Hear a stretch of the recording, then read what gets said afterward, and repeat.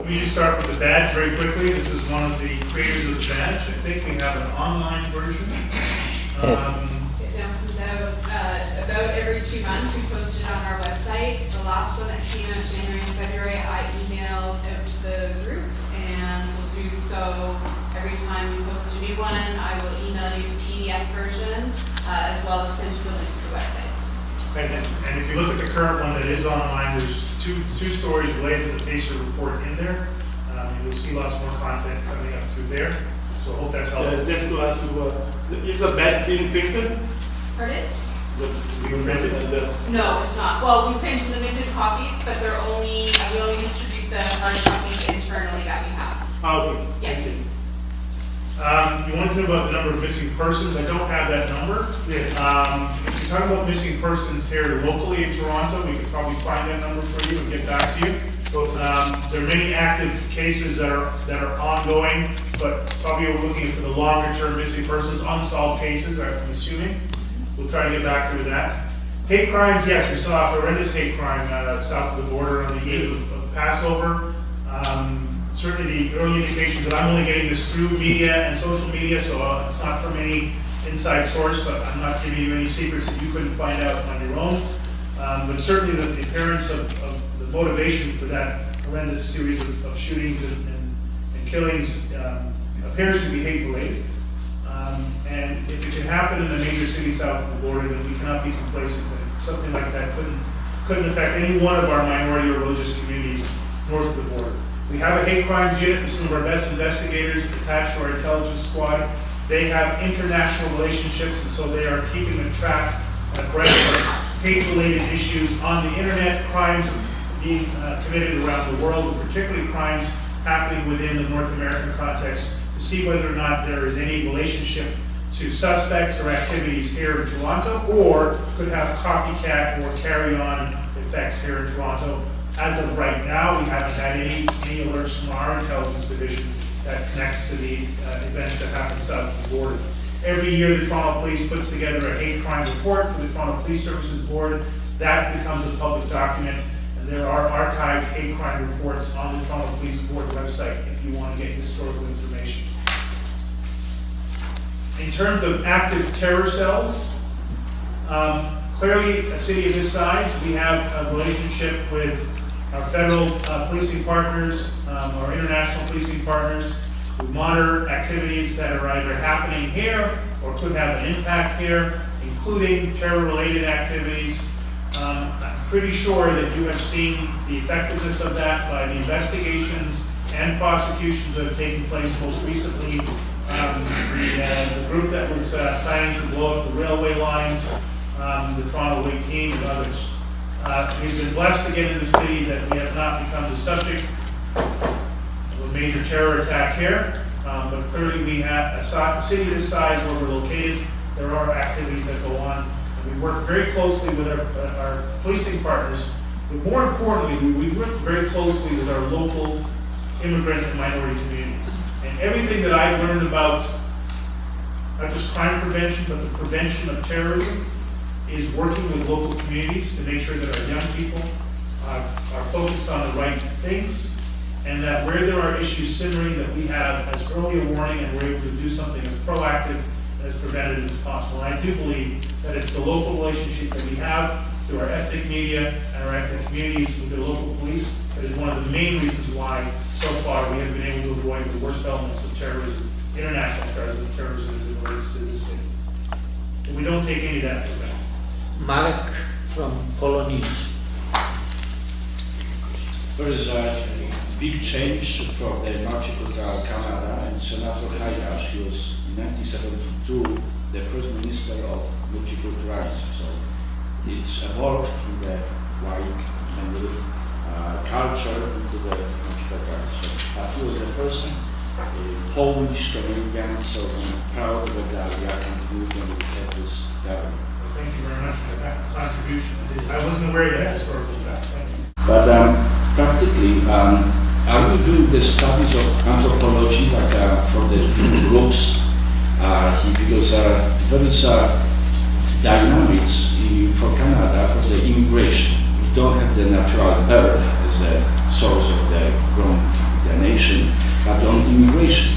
And with the immigration, you have the problems, for example, from Poland and from our states, the Roma people. We have the tradition that we were not working, and we are coming here, so they are doing a lot of problems. But how I'm going to address this to understand what is how to apply the law. And another thing with the young generation, Polish people like to drink vodka. And the young generation, Canadians, are using drugs. So this is I don't want to be something racist, whatever, but the black people offer me drugs. The Polish people offer me vodka. So now there is a culture in the distribution of the drugs. And this is the schools, even the small kids are using. So how we are going to address this, that this is the drugs are going into the society. Yeah, so let me do my best. There's a number of big areas there. Cameras. I remember doing a bit of research back about 10 years ago, and there was a study done out of the UK, London, that looked at the level of trust in policing in Western Europe and North America. They studied over a 10-year period from the mid-90s through to the conclusion of the report around the mid-2000s. And what they found is that year over year, in every part, with very few exceptions, every part, trust was going down. The effectiveness of police was going up. There was less crime. There was more of a visible professional police presence. And crime was going down. But the level of trust in police and the level of fear was going up. So trust was going down, fear was going up. And they called it an inverse relationship. When they applied the same study to women with minorities, new immigrants, they found that the level of trust was even further down, the level of fear was even further up. And they call that the optimism gap. So clearly in the industry of policing, although we're doing a better job of reducing crime and victimization, although policing has been professionalized to a greater degree over the last 20 years, the issue of trust and fear are still major issues. Now, if we just stop the policing and go, well, that's a failed institution, you guys are, if you were a private industry, you'd be out of business. The fact of the matter is, in that same time frame, trust in almost every single public institution is going down as well. Politicians were trusted less, teachers were trusted less, economists were trusted less. And if you were really honest, your neighbors and your family members were trusted less. As a young boy growing up in Jamaica, child care and parenting was you got us up in the morning and fed us breakfast, you let us out the front door and we ran around all over the place and we came back home when we were hungry, and then we went back out again and we never worried about where our kids were. I don't know about you, if there's any young parents in the room, but I don't let my child out of my line of sight. And if for a moment she's out of my sight, I panic thinking that she's been kidnapped and she's going to be molested and murdered. And so the issue of whether or not the police should be wearing body cameras is not so much whether or not it's a trust about the policing institution. Clearly there is a trust issue. Trust in society has deteriorated so much that nobody trusts anyone. And that's why everybody walks around with one of these. And so whether or not we put a camera on a police officer, it doesn't really matter because there's a camera on a police officer everywhere all the time anyway. And so to a degree we're keeping up with two trends in society. The trend to lose the loss of trust in everyone and everything, and the trend that cameras are everywhere, on everything, on all the time. And so I tell my police officers, don't worry about whether or not we trust you or not. There's an issue of trust. Don't worry about whether or not you're on a camera. You're on a camera all the time. So just do the right thing all the time, and you won't have anything to worry about. I talk about the issue of anthropology and whether or not any different race uses a different particular crime. I'm not an anthropologist, I'm not a sociologist, I'm not a scientist, I'm not an academic, I'm a cop. And so I don't feel qualified to speak on any of those areas. What I can tell you, having done policing in this city, and having done policing around the world, and visited most of the major police agencies in North America, and most of the best in Europe, the issues that we're talking about are issues common to every society. Drugs and alcoholism, crime and violence. Every different community has some problem or some issue. None is better than any other. It's called human nature. We all have isms, we all have bias, We all have heroes and we all have zeros. And I don't bother trying to work my brain into a pretzel to figure out who's better or worse. I just assume everybody deserves basic human rights and respect and safety, and I do my best to the little piece of the puzzle that I control to provide that in my personal life and my professional life. That's the best way I can answer your other two questions. Dr. Bogosian. I have a couple of questions. First, with regards to grow-ups, we used to have sort of a list of properties that is used by criminals, and this information on the directory is not in existence anymore, if I may say so. There was occasions that I approached the police station of the area, and these officers didn't know much about what was going on in my house in the few months prior to that date that I was looking for that question.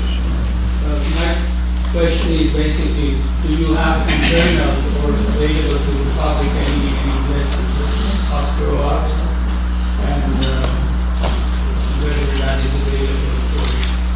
Yeah, we made a very conscious decision not to create those lists. There are other police agencies in Ontario, I believe one or two in the GTA that publish their lists. Maybe correct me if I'm wrong, I don't believe we've ever come to a public list. I can't tell you all the reasons for that decision. That decision predates this chief, but I can tell you the reasons that we've talked about most recently. I can understand there might be a public value in the posting of lists where there are grow-ups, where there's been a crack house, where there's been a prostitution ring running out of private property or a private home. There is some usefulness in doing things like that. But there's also a social cost. When you do that, you stigmatize, you identify the property, but you may stigmatize the people that live or work at that property who had nothing to do with the crime that was going on in the property. You then have the radiating effect of stigmatizing the broader neighborhood and the broader community. There are communities that have a disproportionate amount of crack houses and grow-ups and houses where there are body parlors, body rub parlors, and other illicit activities. And adding on public scrutiny and media scrutiny on top of their challenges, we have got feedback that the people in those communities would see that as a greater cost and a greater value. And we believe that that's the more wise approach. Certainly when we lay charges against grow-ups, when we lay charges and bring people to court for marijuana production or trafficking, it's a matter of public record. And so if the media or any other entity wanted to find out more information about the location of those crimes, there are avenues, legitimate avenues that they can go and find it. But the police publishing the addresses, we feel that that would do more harm than good in the delicate balance of trying to build trust and build confidence and pride in some of the neighborhoods that we've been talking about here tonight. But I do recognize the issue. It's not an easy one. We've tried to find the most wise way to deal with that issue. Sir. We've been getting media attention on police shootings.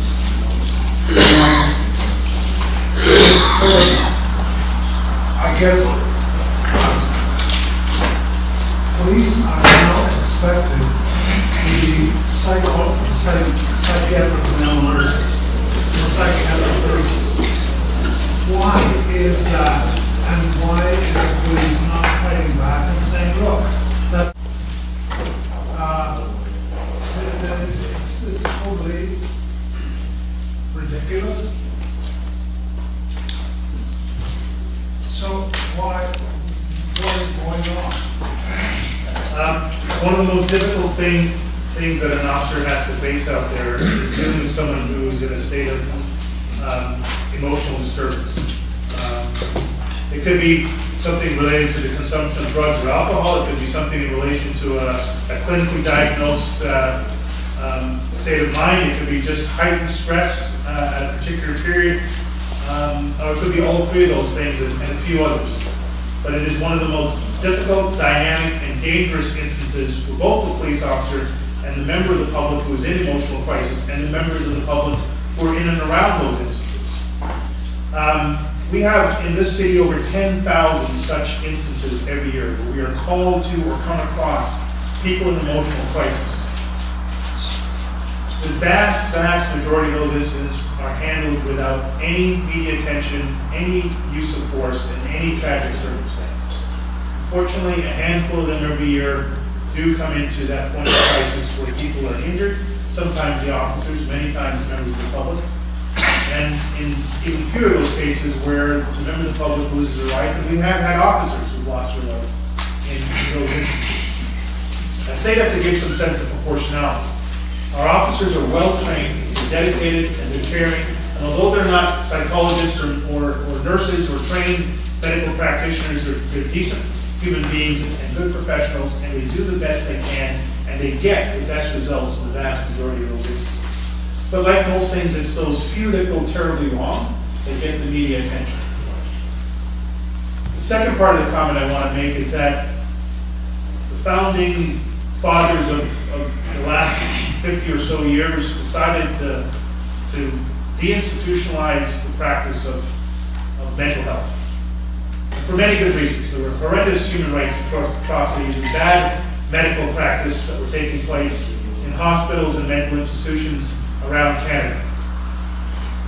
And there was a huge hue and cry and advocacy in the same way that the black community and the minority community has advocated very assertively and very righteously around the issue of racial profiling. The mental health community, mental health survivor community, has been equally and committed in changing the systems that were not helping them.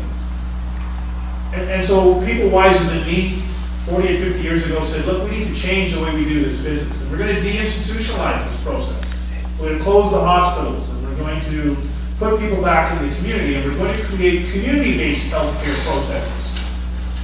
Well, they got it right on two of them. They closed the hospitals, and they put people back into the community. But they did not create an infrastructure within the community to help those people. And so they closed the hospitals, they did not open anything else. And basically, it's teachers, and parents, and not-for-profit organizations and police officers who are not trained, equipped, or funded to deal with these people in crisis that are now the frontline mental health workers. That is not a sufficient system. It's certainly not sufficient for the police. It's not sufficient for anybody else that I know.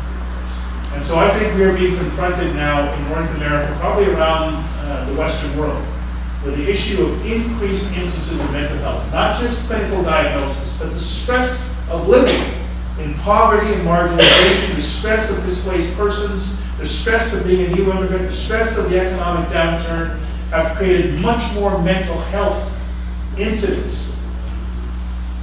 There are studies coming out of the States that say there are more clinically diagnosed people in jail than there are criminals. And the corrections facilities personnel aren't trained for that either. And the rehabilitation programs that are in there have no ability to address these issues of mental health. It is a major health crisis, and it is becoming a major safety crisis. And the police never held their hands up as a solution. We don't hold ourselves out as the solution. And in fact, many see us as part of the problem. And we don't disagree, but we don't have an alternative right now. So when you call 911, we'll come and we'll do the best we can. And in the vast majority of those instances, the best things happen. But they are tragedies waiting to happen, and all too frequently they do happen. Now there are cases that we get it very horribly wrong. I'm not going to defend those cases. Those cases are before the courts, and I can't comment on them. But the vast majority of our cases, our officers do the best job they can, and society needs to do a better job for the increasing number of people that are suffering from mental illness and mental stress. Mila Garcia from